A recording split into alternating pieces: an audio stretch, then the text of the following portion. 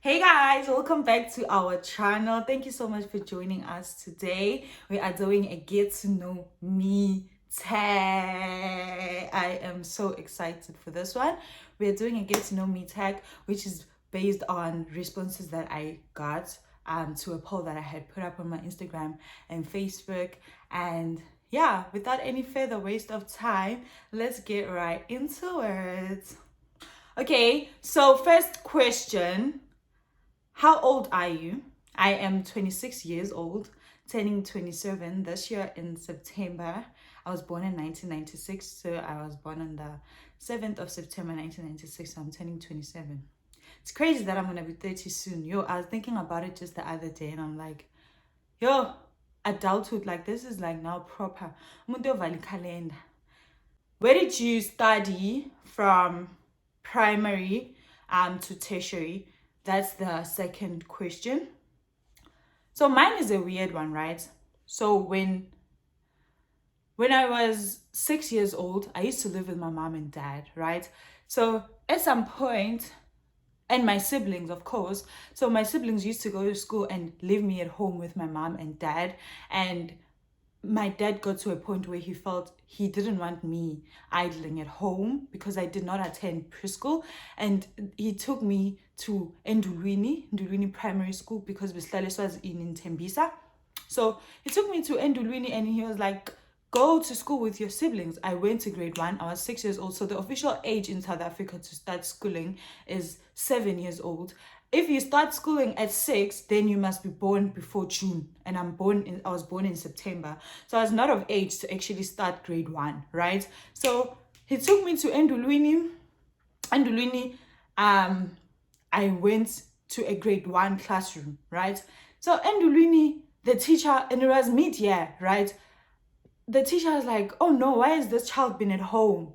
Because she's already taking a list of noisemakers in this classroom where there's people who are older than her, like, and she has no background. How is this possible? And my dad had been homeschooling me because at some point my dad was actually a teacher. So he was very passionate about teaching, and then yeah, he had been homeschooling me, and apparently I was a fast learner. So the teacher was just so amazed, and she was like, no, this child needs to start school ASAP.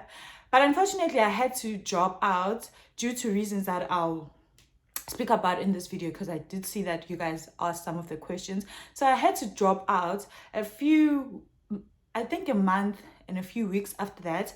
And then I officially started school at the age of 7 at Pumulang Primary School, which is a school in the township in Tembisa. And then I also went to do my secondary school at Pumulang Secondary School. I started from grade 8 to grade 12. I then went to Wits to do my tertiary education. Yeah, the question was so tertiary, right? I could proceed. I went to do my articles at one of the big 4 audit firms, but let's end it there. Next question from Mabel. She's a fabulous woman, by the way. She's amazing. She's doing very well. And I remember before I moved to London, I had been asking her, girl, like, how did you just decide to pack up and leave and go to China? Because she was in China at some point in her life. And she was like, girl, just do it. You don't get to be this young again in your life. So just do it. So shout out Mabel, and thank you for this question. So the question says, how do you juggle looking this fabulous and work? So how do I juggle looking fabulous and work?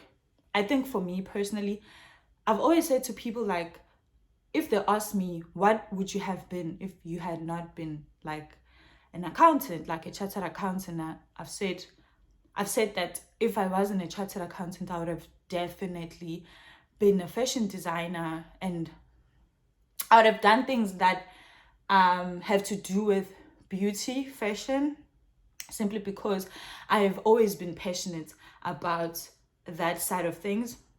From a very young age, I've always loved putting effort to how I look, putting things together, trying out things, or finding the best places to buy nice things. It's just, I've always found it fascinating. So I would have been a fashion designer. But now that I'm a chartered accountant and I pursued my, obviously, a career in becoming a chartered accountant, which was not an easy one, how did I find the balance? So for me, that's where I had to learn discipline. That there are certain things that I have to wait, there are certain things that are priority, and how do I, at each stage in my life, I literally have to distinguish between what's priority and what can come at a later stage. So for me personally, because it's something that I love doing, it does sort of come naturally. But now, and since I started like my varsity, my career, I've always used it as a way to like reward myself, like it's compensation. So if I work so hard towards this exam or meeting a deadline, or now I've actually even learned to like celebrate the little things in my life. So I'll just say, okay, because we've achieved this milestone, let's do a celebration. And I do shopping, I go out like to try out a nice restaurant. I just want to look nice, I just want to look fabulous, so I use it as a way to reward myself. So that actually kind of pushes me. It was okay, fine. I'm like a parent and a child at the same time. Okay, baby, so now we are here, right? If you get here, this is what you can get. And I'm like, okay, I get here and I reward myself, buy myself an iPhone. I get here and I reward myself, I buy myself a nice shoe. I get here and I buy. So that's how I sort of juggle it. It does sort of come naturally, just because it's something that's very close to my heart. But now I have to find the balance between doing that and still not losing sight of my dreams and things that put food on the table. Yeah, so that's how I juggle it. Next question. What are your pet peeves? And no, let's start with this one that says, because this question was actually asked by one person. So let's start with this one that says, what are your pet peeves? My pet peeves, it definitely has to be entitlement. Like, I genuinely don't like people who feel so entitled to things that they don't want to work hard for. Like, I feel everyone has as much of a responsibility in this world to work for the things that they want. If anyone ever does anything for you, it's from the goodness of their hearts, right? So I wish people could understand how important it is to actually display an attitude of gratitude, to be appreciative of the little things that people do for you, because then I'm challenged to actually want to do more for you. So if you show appreciation for the little things that someone else does for you, it challenges them to want to do more for you, because you're this person that is grateful, as opposed to just feeling so entitled to things that you don't want to work for. So for me, it just annoys me when someone feels so entitled and feels like someone owes them something. No one owes you anything. It doesn't matter if you have a relationship, it doesn't matter if you're related to them.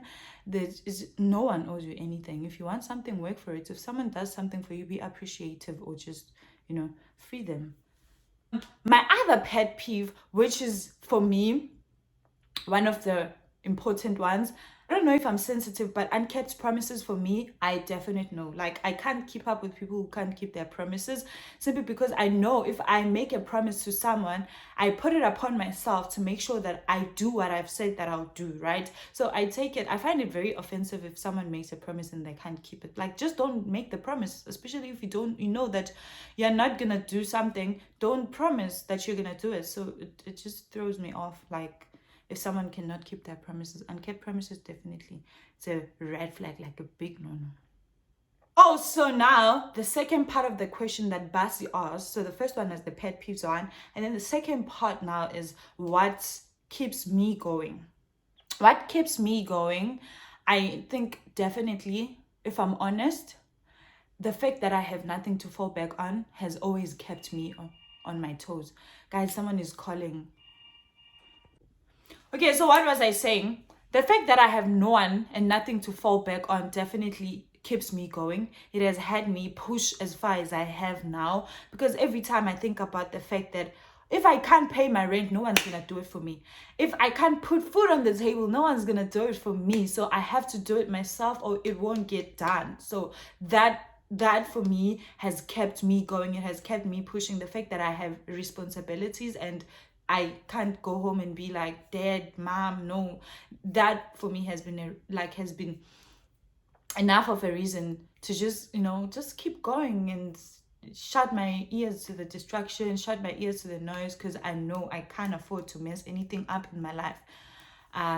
Simply because people have proven themselves to not be reliable, to not be dependable, So I can't depend on other people. I just have to show up. I just have to consistently show up. And then another thing that definitely keeps me going,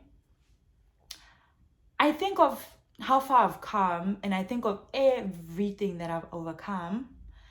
And I genuinely do think that there's a reason why God had me overcome it. And for me to just think of everything that God has pulled me out of and how far he has brought me is enough of a reason, like, to just keep going and continue to discover my purpose, continue to discover why God has me survive all these things. And the fact that he has brought me this far, he would have not brought me this far to just leave me here. So there's definitely a bigger reason. And for me, if I feel down, if I feel like there's no reason for me to continue to keep pushing, I just have to do it for God, because I owe him. I owe it to him to just show an attitude of gratitude, to just show how thankful I am for everything that he has done for me, and know that I trust him enough to believe firmly that he won't just bring me here to leave me here. So I'm gonna keep going. It doesn't matter if the going gets tough. I know that God is tougher, so that definitely keeps me going. Oh, okay. So the next which question are we at now? What was your childhood like?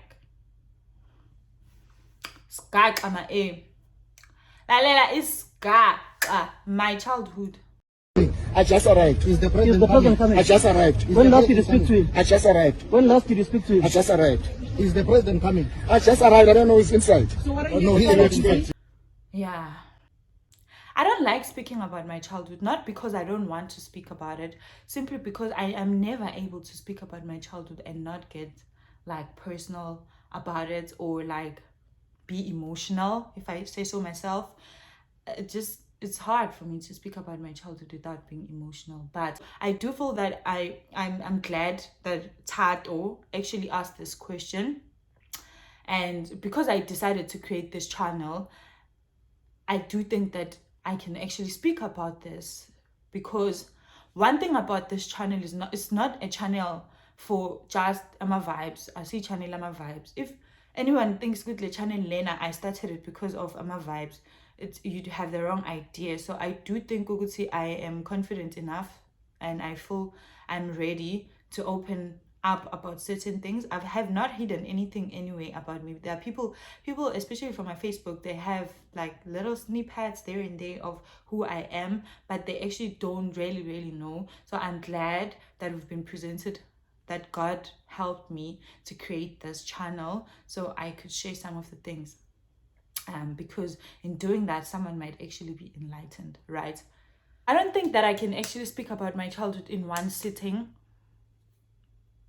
but I guess I can just paint a picture, right? My childhood, my childhood was rough. And every time I think about my childhood, I go back to, putting myself in the position of that little girl, and I find that there's actually still scarring. Like, I'm still scarred. I'm still struggling to make, like, I'm at peace, definitely, because God has given me peace. But there is, this thing that they call childhood trauma.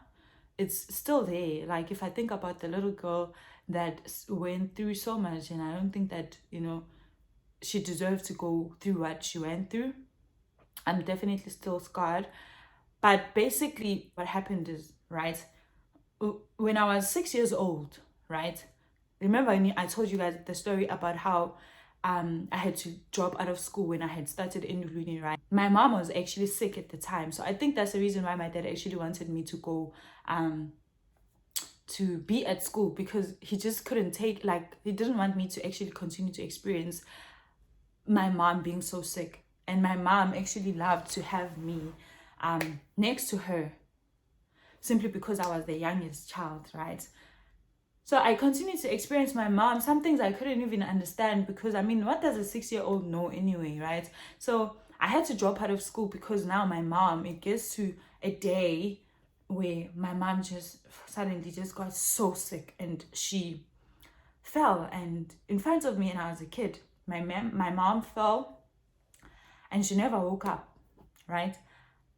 So I saw my mom die in front of me. And we had a whole Mrs. Ini. I mean, the funeral happened, everything happened, and then suddenly we didn't have a home, right? I don't know how it happened. I don't know the details, but what I know is that when my mom was still alive, we had a proper home, and then after that, we suddenly didn't have a proper home, right? We had to move in and go to my grandmother's place where I was staying when I started grade 1 at Pumlong Primary School, right? So life has to go on, obviously. We can go to grandma's place, and the kid inside of me didn't understand everything that was happening, but I was kind of glad that at least we get to go to grandma's place, and we went to live at my grandmother's house. But things did not turn out as expected there. The adult in me now, I just cannot understand how at my own grandmother's place we experienced some of the things that we did. But in a nutshell, when we stayed at my grandmother's house, it was a big family home where everyone, like my aunts and my uncles we used to stay there. It's like everyone just stays there. It's a big family house. No one has their own beds. We just slala sonke kuyafolo phansi na. If it was a home where we had loving grandparents, it would have been nice. I mean, my cousins were nice. We knew that life was not easy, but we made the best out of our situation. But what made it so unbearable is the people, especially the adults, that intentionally had us go through pain. So in the family house, we were still young. When my mom passed away, my little brother was like 8 months old. But we'd go to school and come back, and my little brother's nappies are not changed. They just left him there sitting bangamshinchi pampas and we're just kids. We have to go to school. So they just leave him there. And I remember my dad went to live Evosmuzi when my mom passed on, because now we moved with our grandma to our grandma's house, and my dad obviously couldn't move in with us. So wahamba smooth. And there were times my dad used to send money for us to not struggle. So my dad used to send money from time to, like, every month. But every time, so they take the money and support the whole family. And then when the money is gone, they send us packing. And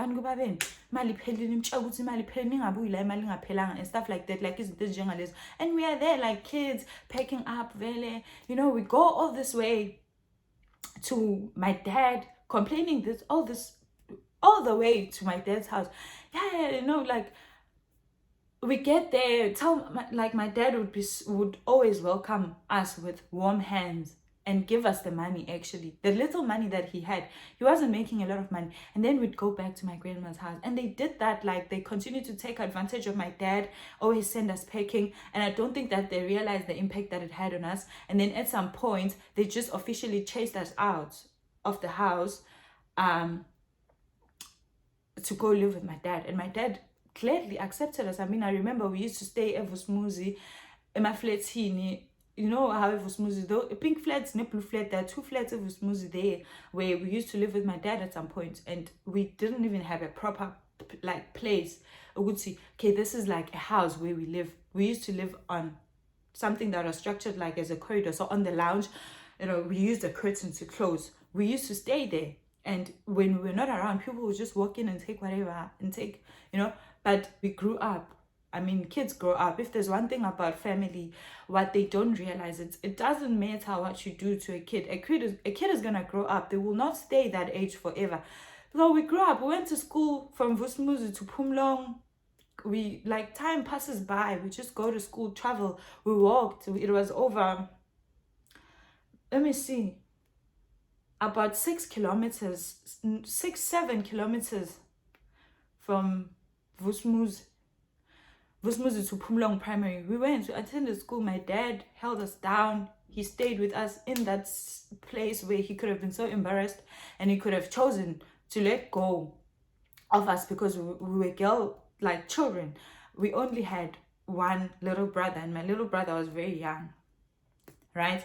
So we stayed with my dad. We moved around places until we ended up in Pumulong, at some point renting at some other house. And then things like my dad and it wasn't easy for my dad, simply because he was also a grown man, and every time he rented at someone's place, the landlords, over time, he has kids also that he's renting with. So over time, he'd fall out with certain landlords, because you know how black people are. Okay, fine, I'm not stressed. Now we don't have a place to stay.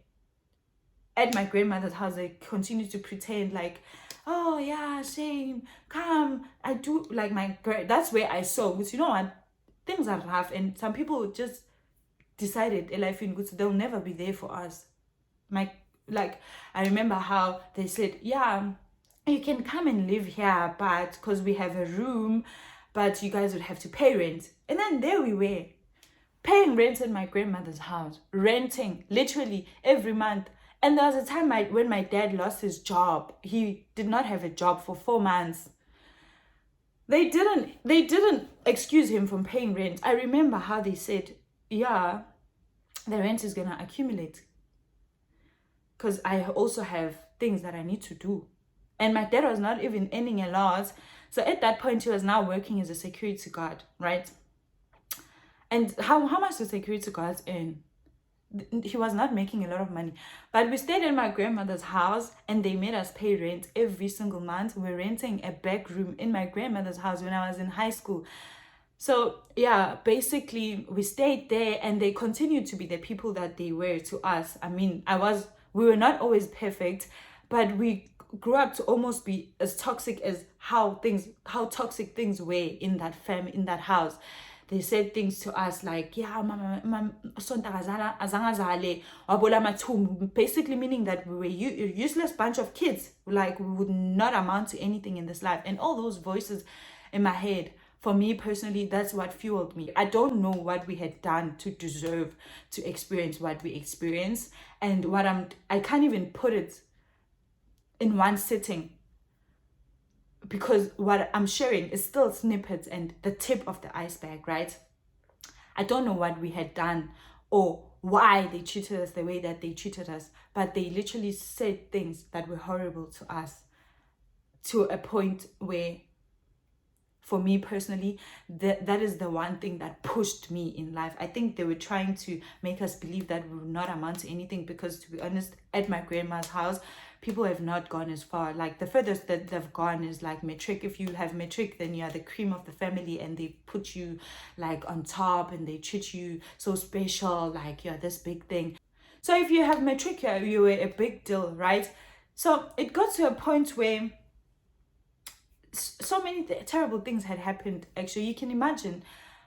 But it got to a point where when they kept saying all those things, right, when they kept saying all those things like it will never amount to anything, for me personally, I came to the realization that this is not the kind of life that I want for myself. Yes, I might have been born here. I generally do think that when my mom left us in their hands, she was positive that we would be taken care of. I do think that she had expected them to take care of us, but there was just favoritism in that household. We'd get food, like people hide food. There are people that eat bread and drink a pop because they hide eggs, they hide polony, they hide the nice things, that people that have access to those things. And then there's us who just eat dry bread and drink a pop because mama mushonile, we don't matter anymore. Like, who are we? We are useless. And it's just, I think I've always had it in me as a child. When someone tries to break me, it angers me, and I'm just constantly reminded. I'm so resilient, because for me, when they were trying to break me, it came to a point where something just, I was awakened, and something just said, you know what, I don't deserve this. There's no excuse. There's nothing that can excuse how we are being treated here. We are kids. I don't care. People should not even be comparing themselves to us. But I'm not gonna settle for this. And then one day I just decided to tell my dad that we had to leave my grandmother's house because it was so toxic. Firstly, why are we renting at my grandmother's house? Why are we renting at my grandmother's house? Why, even when my dad is unemployed, they have to give us food. They make us feel like they're just doing us a favor. They complain and they talk over the food.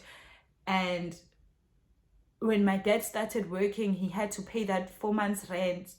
He had to, because they didn't excuse him. So that's where I saw, because actually, as in abanye abantu bayasizonda.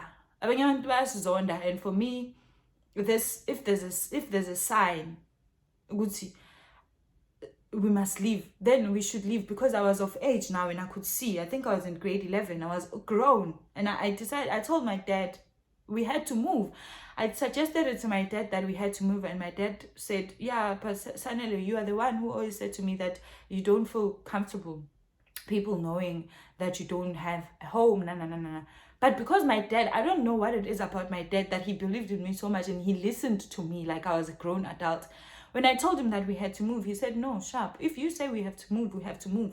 And then we left. I was like, I would rather I have to face reality. If I'm gonna ever allow it to shape me, if I'm gonna allow it to push me, I have to confront it with my two. I have to confront it head on, you know.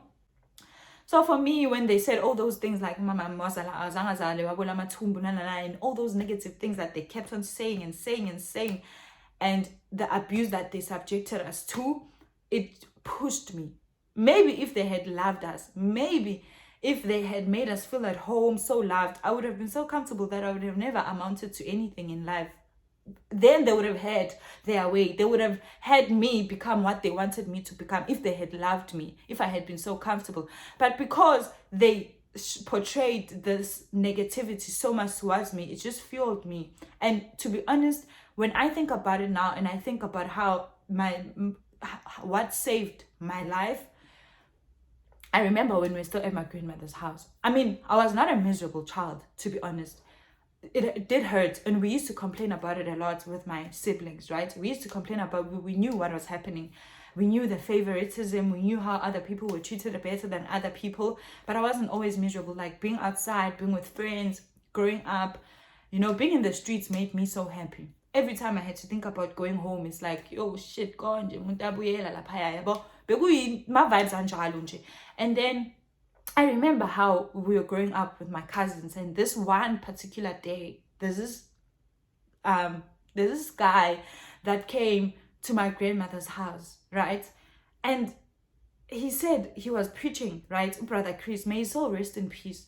Oh, Brother Chris came and he was like, no, he was actually preaching. No, he was very passionate about the work of the Lord. He was very passionate about the work of God, and he came and he preached and he preached and he preached. And I remember how we were so young and naive, and when he started speaking in tongues, my cousin laughed. My cousin burst into laughter. And we were like,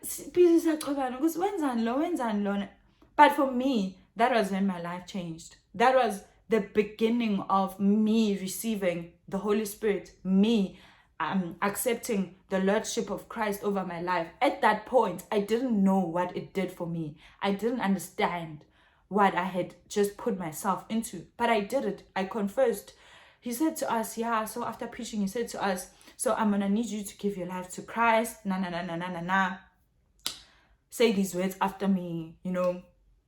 Then we confessed, because we believe that Jesus died. And I did not know what it did for me at that point, because I look back now and I genuinely think that day for me is the day that changed my life. In as much as there was a lot of us, and we all made that confession, but I do think that now I understand that God will always structure things, and there's always going to be someone that walks away with something. If there's 10 of us, when someone comes and is sent by God, there's always just going to be that one person whose life changes because someone has come and did this for us. So for me, that was the day that my life changed, and I didn't realize it. We started going to church. I mean, we started because there was free transport, right? Every Sunday we started going to church, and that's how I actually became so fond of the Christ Embassy. Then we started going to church every Sunday. We had church, and it was just like, okay, fine. And then because I was this child, every time we went to church, we prayed. Every time, something started burning inside of me that just made me, and I started having dreams. It's so weird because there are things that, even confessions that we constantly made at church, I did not understand what was happening. But that was when I was actually enlightened. Good, no man. And I look back now, I realized it was the Holy Spirit. The Holy Spirit was just constantly showing me things, fighting for me. And that was when I got to grade 11, I told my dad, no, Baba, asambe siyohlupheka estradini, ayikho inkinga, sizobona ukuthi kwenzakalani. We left, and that is how we ended up at this other place. So it was towards like the end of my grade 11, and then when I started matric, I was already living next to Pumlong Secondary. If like people that know me know that I used to live there at some point, and we were renting. I mean, we rented there. We didn't have electricity. It was just a mess. And in a nutshell, this is like how we ended up here. Sometimes baba maka afford it. So baba nesikhathi la mama lo yabasixoxa khona like bekuyisebusuku vele wathi angeke size silale kwakhe sithola indawo yethu yokuhlala ngaleso sikhathi besingenayo like besingazi ukuthi siya because ukuthi sicelela izinto so bengakhona ukufunda vele baba mathi shift siya ngaloko masifika nakhona saface same situation mama wakhona bekahashi kwesinye isikhathi vele athuka baba amamtshela ukuthi intanga zakhe zinemizi. So sometimes ngikina kunakudla ukuthi manje esikolweni so bengibona ngathi angeke ngize ngikhone like ukuthi ngiphase esikolweni nazo zonke le inkinga lezi ngibhekene nazo. Ngibona ngathi ngcono uma ngayifuna umsebenzi like ngikwazi ukuthi maybe ngibe ne-income ngizongidisa baba. My principal vele wangi-encourage angitshela ukuthi like sometimes baba mthanda ukusebenza ebusuku ishiya soda vele makangisebenzini and nakhona i-safety yakhona ayikho guaranteed because le garage lelo umuntu angaliphula noma makafuna ukuphula futhi nakhona la nje wait to la pendula mali bangi yeso no mkoti Okay, everyone.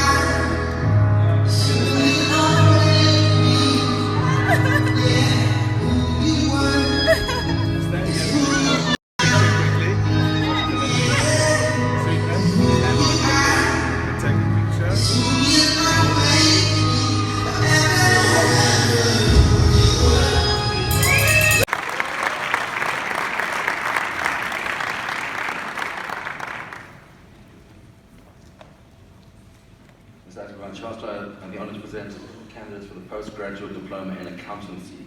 Sweetness below you.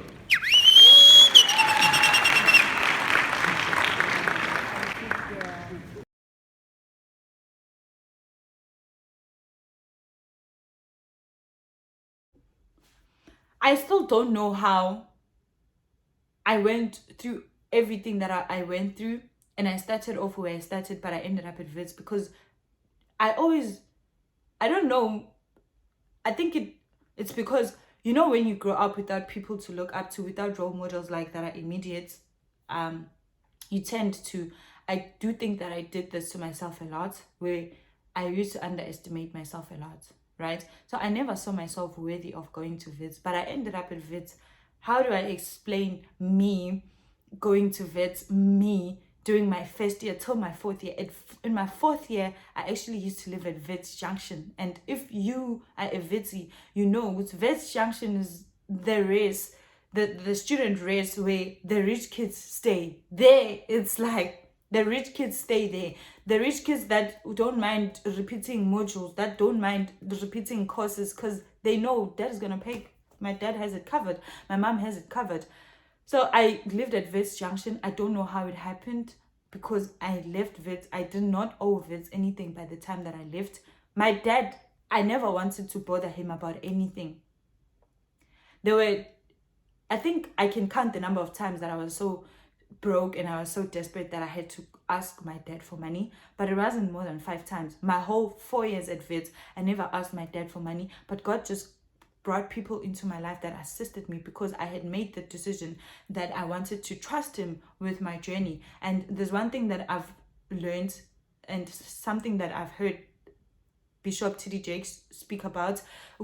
God does not, you cannot explain God to anyone. God reveals himself. God reveals himself, and there's a point in your life where God is going to reveal himself such that they will never be looking back after that. So for me, God revealed himself when I finished my matric and suddenly doors just started opening. After everything that I had been through, I was taken to Grace Bible Church. I received award for Best Girl Learner in township schools, Gauteng township schools. So in all of Gauteng township schools, I had come out as the best girl learner with outstanding matric results. I got an award. I was given 20K. I was given a laptop. My dad could not have afforded to give me money to kickstart my career at Wits, but God provided. God provided. He gave me 20,000 because he knew that I was supposed to get blankets. I was supposed to get furniture because I was going to stay at a student accommodation. So for me, people always ask me, like, how did your life turn out the way that it did? I don't know. If there's anything about God revealing himself, for me, that was him revealing himself. And ever since then, I don't think I've ever looked back. I've always known that God is the center of my life. God is the center of my life, and he has fought for me. And one thing that saved my life was receiving the Lordship of Christ over my life. That confession that I made when Brother Chris came to lead us into salvation is the one that fought for me all these years, and I was not even aware, because God meets you at your place of understanding. So if you know this much, God is going to meet you here. But what he can do is not limited to how far you understand. Just because you have this faith, because the Bible says it's without faith it's impossible to please God. Because you have this faith and you know, and you so you have this thing in your heart that honors God, God will meet you at your place of understanding. It doesn't matter how far you understand. It doesn't matter how many mistakes you have. God will meet you there because you've confessed this Lordship. So for me, that was God's revelation, and everything else is history. I've never struggled with anything in my life. Since then, God has just constantly provided. I've lived in surplus, basically. My tuition fees were paid for. I used to eat at the dining hall from first year to fourth year, and I still got allowances. DJ Sbu used to give me money every month. I used to get money because I had another bursary that I got as an award for getting like good results, GCRA. So I had one company pay for my bursary, and I also had a government bursary that you get if you are like in one of the top 3 in your matric year when you go to a township school. So I've never struggled with anything, and I'm not saying that because there's something special about me. I'm just saying, for me personally, that was God. So in a nutshell, that was my childhood. That was my experience. If you do not relate to this, if you have had things easy, I'm definitely happy for you. But some of us do not have picture perfect lives, and we are, because God is. And I'm glad that I got to share this. Am I bitter? Am I angry? No, I'm definitely, God's blessings cannot reach you when you are bitter. God's blessings, if there's anything that I'm glad God gave me, was a heart that can forgive. I forgive. I definitely forgive. And I think I'm able to do that because I speak about the things that hurts my feelings. My sister knows this, and she's the one that actually said to me, when Asana, the reason why you can actually overcome a lot of things in your life is because you speak about them. I speak about it and I heal and I move on. And I've definitely forgiven my grandmother's side of the family and everyone there that contributed to the experiences that we had to go through as children, that contributed to my childhood trauma. But I definitely do think that I'm better off without certain people in my life. And I've spoken to God about this because, as a child of God, it kind of crippled me in my head to say, okay, how am I saying that I'm a child of God, but I don't, there's these things that are happening. And the immediate response that I got for me personally was, I've tried. It's not like I never tried to build a relationship after, they had done whatever that they did, even before I started varsity. God saw me try, and God understands exactly where I'm coming from. God saw all the things that happened to me. He knows the story. So why do I explain to someone that already knows the story? And one thing that is certain, I cannot force to have peace with people that don't want to have peace with me. People that if they were presented with the opportunity to kill me today, they would use it. People that if it was up to them, I should have never amounted to anything. If it was up to them, my life would have never turned out the way that I did. I have no business having peace or forcing peace with people like that. So I'm definitely not mad at anyone. I'm not angry. I'm at peace because God has shown me that He's bigger than everyone else, bigger than every situation. So I don't want to hold myself back. I don't want to limit what God can do in my life just because I don't want to let go. I don't want to heal. Me personally, in my heart, I've got peace in my heart. I've learned with growth that if you don't forgive someone, it's like consuming poison and expecting the poison to actually harm the other person. You waste your own time and your own energy just constantly waiting for this person to get punished just because they did you 1, 2, 3, and it's not up to you. So forgiveness is definitely a gift that I've gifted myself with. I've forgiven. My heart does not hold grudges. God is a God that restores and He makes up for everything that you've lost. And yeah, that's where I am as far as this situation, that situation is. Okay, so next question is, what is the importance of having a support structure and who is that for you? So having a support structure for me is beyond important because it helps you to unlock the greatness that is inside of you that you might not be aware of. Sometimes we are not aware or we don't know what we're capable of until someone comes and says, actually, why are you not doing this? Because you're so good at it. Why are you sleeping on yourself? And we are not aware of how far we can go until someone pushes us. And for me, that's what it means to have support structure. People that constantly help you understand and realize that you can achieve great things and you deserve to have great things. And for me to have a support structure means that I need to be surrounded by people who know where I'm going, who know where I started, and who can constantly fuel me to achieve and be the best version of myself. For me, my support structure has always been people on the streets. I don't even want to lie, because I remember how when I was in high school, my support structure was my teachers. Mr. Mhale was my accounting teacher. He's the one that gave me money to go and apply at VETS. And I was just taking my chances when I applied at VETS. But he's the one that said, go and apply. I don't care if you think that you're not qualified enough or you're not smart enough to go to VETS, go and apply. And he gave me the money and I was like, okay, let's go and do it. Like, I'm just applying J, But because he believed in me, I did end up going to VETS. And for me, that was like, oh wow, I didn't know I was able. I didn't know I was capable. I didn't know that I was worthy. So for me, that's what support structure is. I remember when I was also in high school, Tandi Khatebe, that is my mother, okay? That is my mom. That woman made me believe in myself so much. I don't even wanna lie, because I know for a fact that when things were rough at home and I didn't have food, she knew where I was coming from. She knew my background. She knew everything about me. So I think she just took it upon herself to just be this mother.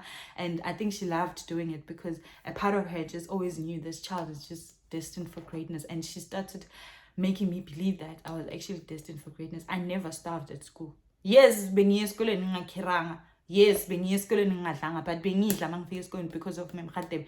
Memkhatebe made sure ukuthi when I say I don't have 1, 2, 3, she gives it to me. Memkhatebe made sure ukuthi ngiyadla every day esikolweni. Mangithi ngilambile uyanyakaza. So for me, she played a big role in me just, believing that, actually there's good people out there, So she was also one of the people that supported me, and I love her. I'll always love her. And friends wise, so when I was in grade 11, I never told this story about how when I was in grade 11, I had level 2 in maths, right? Funny enough, because I had lost my ways along the way, and I started not taking my education and my studies seriously until people said that I was useless, and I remembered who I was, and I was like, okay, I'm gonna change this.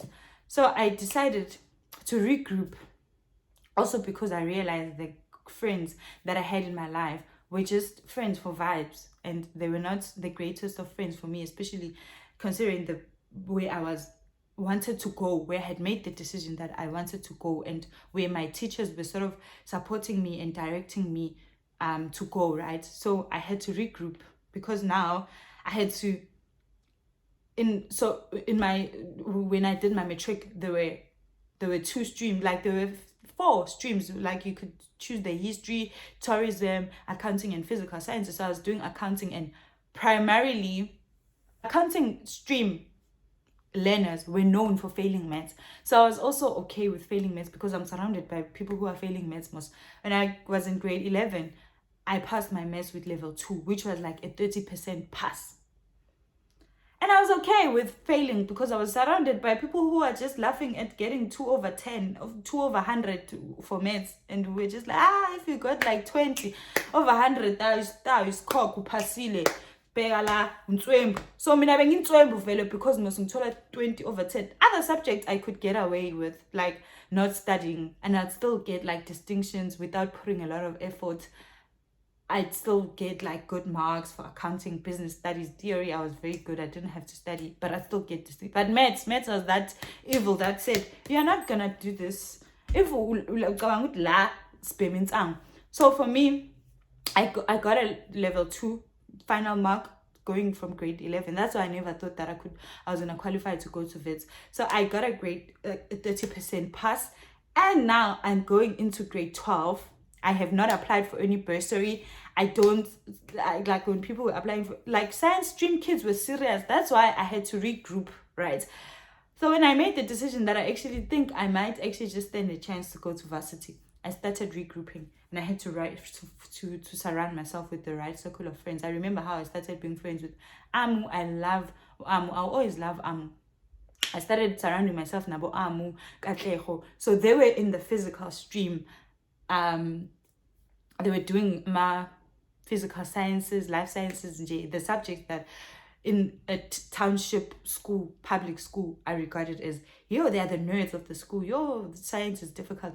So I had to say, I just want to see how these ones get these good marks, man. Why am I getting like 30% in maths?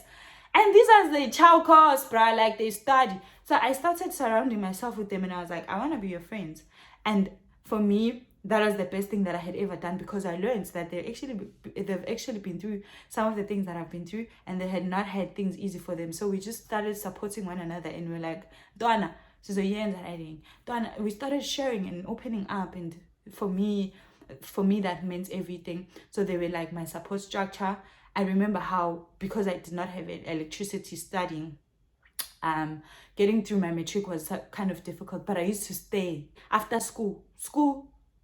When I was in matric, best put on 5:30 anyway. So after 5:30, we'd stay behind Tina, and study. Some days I stayed alone because I know when I get home, there's no electricity. I went without electricity for 6 months, and I know when I get home, there's no electricity. I'm not going to be able to study. I stayed back at school, and I studied, left school. Luckily for me, I used to live opposite the school premises. So I'd stay till like around 11, and I get home, I just sleep, I wake up. The next day, it's the same thing. And we were happy learners. I mean, we made the best of what we had.